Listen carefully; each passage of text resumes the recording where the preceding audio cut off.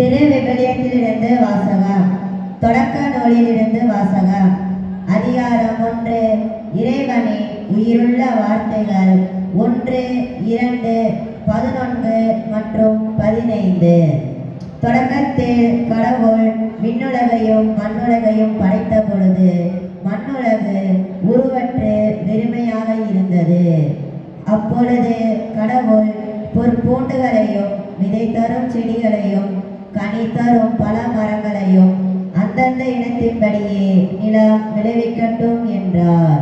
மண்ணுலகிற்கு ஒளித்தர விண்வெளிவெளியில் ஒளிப்பிழம்புகளாக இருக்கட்டும் என்றார். அது அவ்வாறே ஆயிற்று. இது ஆண்டவரின் அருள்வாக்கு.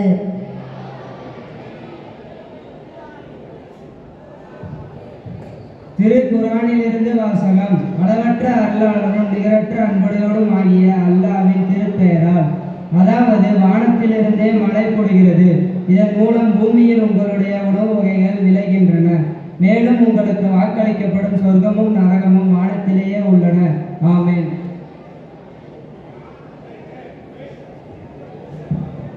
திருவாசகத்திலிருந்து வாசகம். அதிகாரம் 18. குயில் 10.